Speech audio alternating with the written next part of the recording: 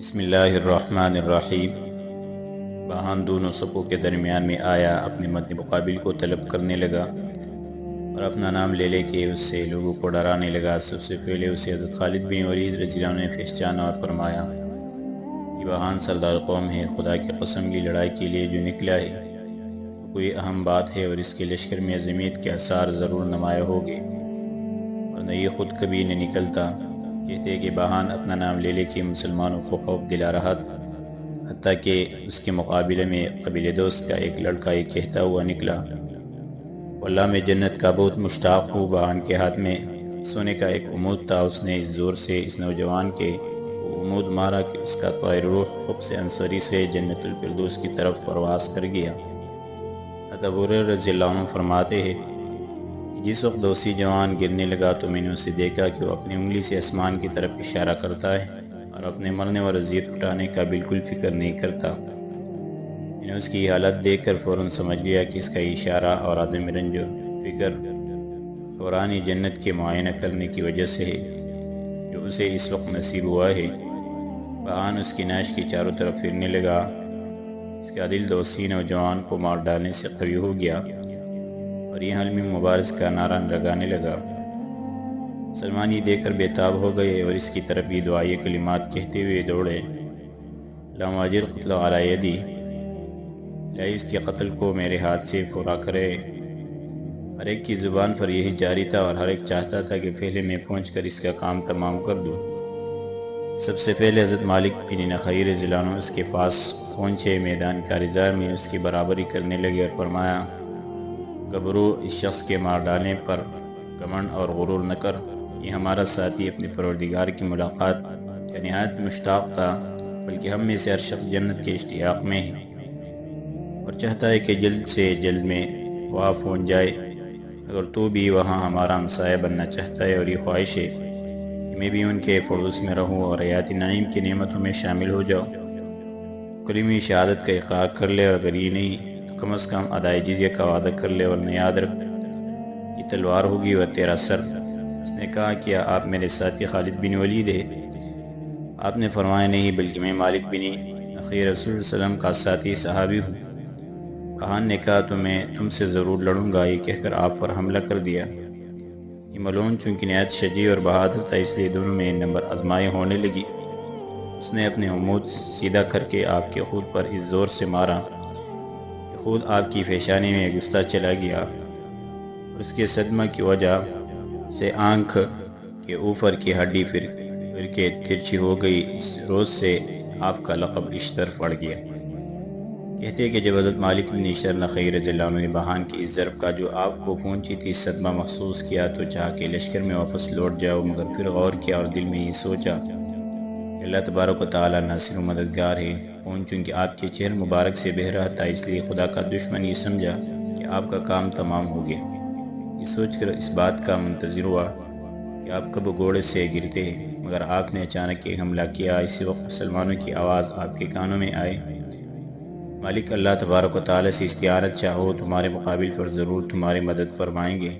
حضرت مالک بن اشتر نخعی رضی اللہ عنہ کہتے ہیں کہ یہ سنتے ہی میں نے اللہ تبارک و تعالیٰ سے مدد مانگی، رسول اللہ صلی اللہ علیہ وسلم پر درود بھیجا اور نہایت زور کے ساتھ تلوار کا ایک ہاتھ مارا، مگر وار اونچا پڑا اور ایک معمولی سا زخم اس کے آیا۔ میں نے دل میں یقین کر لیا کہ موت وقت سے پہلے کبھی نہیں آتی اور ایک محفوظ قلعہ کی طرح امن حفاظت میں رہتی ہے۔ بہان نے جب زخم کے اثر کو محسوس کیا تو دم دبا کے لشکر کی طرف بھاگ پڑا اور اپنی فوج میں گھس گیا۔ فقید رحمۃ اللہ علیہ کہتے ہیں کہ جب بہان حضرت مالک بن نخعی کے مقابلے میں سے بھاگ پڑا تو حضرت خالد بن ولید رضی اللہ عنہ نے زور سے چلا کر مسلمانوں سے فرمایا، دین کے مدد کرنے والوں اور ایک کفار پر سختی کرنے والوں، جب تک مشرکین کے دلوں میں خوف ہے اس وقت تک ان پر حملہ کرتے رہو۔ یہ کہتے ہی آپ نے حملہ کر دیا۔ آپ کے ساتھ ہی آپ کا لشکر بھی بڑھا، ہر مسلمان سردار کے ساتھ اس کی فوج چلی اور تحلیل و تکبیر کے نعرے بلند کر کے کافروں پر کھل پڑی۔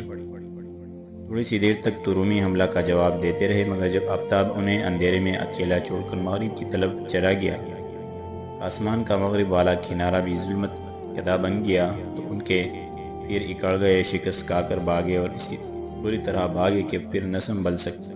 مسلمان نے ان کا تعاقب کیا اور انہیں قید اور قتل کرتے ہوئے آگے بڑھے، حتیٰ کہ ان میں سے 1,00,000 رومی تحقیق ہو گئے، 40,000 گرفتار ہوئے۔ ناقوس ندی میں اس قدر ڈوب کر مرے، ان کی تعداد کا اندازہ کرنا بہت زیادہ مشکل ہے۔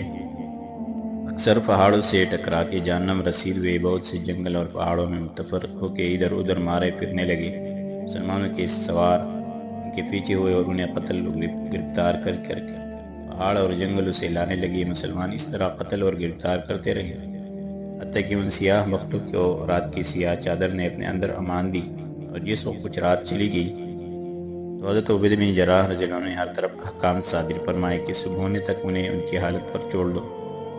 مسلمان یہ سنتے ہی لشکر کی طرف پھرے، ان کے ہاتھ مال غنیمت فراز و سونے چاندی کے برتنوں، فرش و قالینوں اور غالیچوں سے پر تھے، اور یہ لشکر کی طرف چلے آ رہے تھے۔ واقعی رحمۃ اللہ علیہ کہتے ہیں کہ حضرت عبید بن جراح رضی اللہ عنہ نے کچھ آدمیوں کو مال غنیمت کی فراہمی اور اس کو جمع کرنے کے لیے مقرر فرمایا۔ مسلمان نے یہ رات اللہ تعالیٰ کی مدد نصرت سے شامل ہونے کی وجہ سے نہایت فرحت انبساط کے ساتھ گزاری، حتیٰ کہ جب صبح ہوئی تو رومیوں کے متعلق کچھ معلوم نہ ہو سکا کہ وہ کیا ہوئی اور کہاں چلے گئے، کیونکہ رومی اکثر رات کی تاریکی میں ناقوس ندی کے اندر ڈوب گئے تھے اور بہت سے علموں کے غاروں اور گڑھوں میں جا پڑے تھے۔ عامر بن یاسر رحمۃ اللہ علیہ نے بس سلسلہ روایت بیان کیا ہے کہ حضرت عبید بن جراح رضی اللہ عنہ نے یہ ارادہ کیا کہ مشرکین کے مقتولین کی تعداد کا شمار کیا جائے۔ اگر آپ ان کی کثرت کی وجہ سے اس پر قادر نہ ہو سکے، آپ نے حکم دیا کہ جنگل سے لکڑیاں کاٹ کاٹ کر لائی جائے، اور ان میں سے ایک ایک لکڑی ہر مقتول کے اوپر رکھ کر پھر ان لکڑیوں کا شمار کر لیا جائے۔ چنانچہ ایسا کیا گیا تو معلوم ہوا کہ مقتولین کی تعداد 1,05,000 ہے، اور قیدی 40,000، اور جو ناقوس ندی میں ڈوب کر مر گئے وہ علیحدہ رہے۔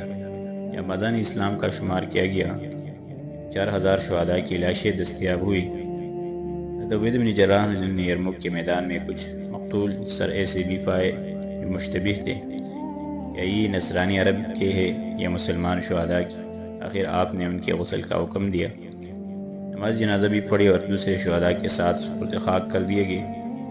اس کے بعد مسلمان پہاڑوں اور جنگل میں رومیوں کی تلاش کے لیے نکلے۔ ایک چرواہ کو انہوں نے دیکھا کہ اس سے دریافت کیا کہ کوئی رومی ادھر سے گزرا ہے۔ اس نے کہا ہاں، ایک سردار جس کے ساتھ 40,000 کے قریب جماعت تھی، میرے پاس سے ہو کے گیا ہے۔ واقعی رحمۃ اللہ علیہ کہتے ہیں کہ یہ سردار باہان ملعون تھا۔ حضرت خالد بن ولید رضی اللہ عنہ نے اس کا تعاقب کیا، اس کے اور اس کی فوج کے قدموں کی نشانات پر آپ چلے جا رہے تھے۔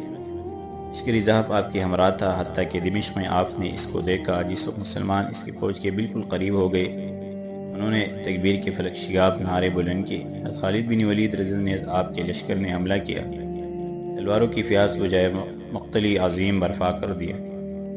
آہان جان بچانے کے لیے گھوڑے سے اتر کر پاپیادہ ہو گیا، مگر ایک مسلمان موت کا فرشتہ بن کر اس کے سامنے آیا، اور اس نے اگرچہ اپنی جان بچانے کے واسطے بہت ہاتھ پیر مارے، اور اس نے اسے تلوار کی ایک ہی ضرب سے ہمیشہ کے لیے دنیا سے رخصت کر دیا۔ راوی میں یہ اختلاف ہے کہ کس مسلمان نے اسے قتل کیا۔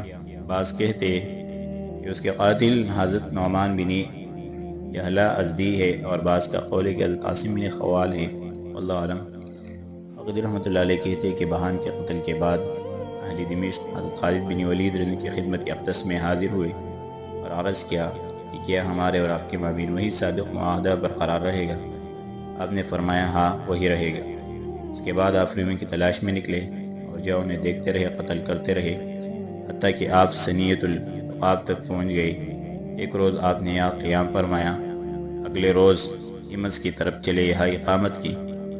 حضرت عبید بن جراح رضی اللہ عنہ کو آپ کے اس قیام کی خبر پہنچی تو آپ بھی یہی تشریف لے آئے۔ امراء اسلام اور سرداران افواج اسلامیہ رومیوں کے تعاقب میں شام کے ہر ایک حصہ میں چونکہ متفرق ہو گئے تھے، وہ سب ایک جگہ جمع ہوئے۔